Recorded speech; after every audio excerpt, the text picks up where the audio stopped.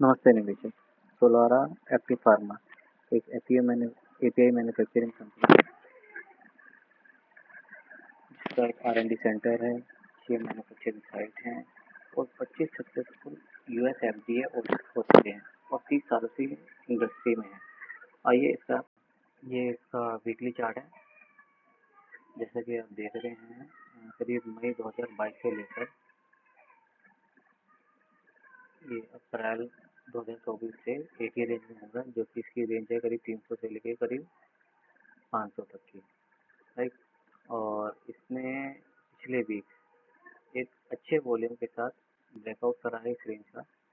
तो अब इस शेयर का ये शेयर यहाँ से करीब 700 के लेवल तक जा सकता है। अब हो सकता है कि ये पहले फिर से 500 के लेवल को टच करे, यानी कि रिटेस्ट करे अपने, और फिर आगे बढ़े, या फिर यहीं से ये ऊपर की जर्नी स्टार्ट करे, या एक छोटा सा पुल बैक भी दे सकता है। अच्छा, ये एक एजुकेशनल वीडियो है, नॉट अ बाय और सेल रिकमेंडेशन। Thank you.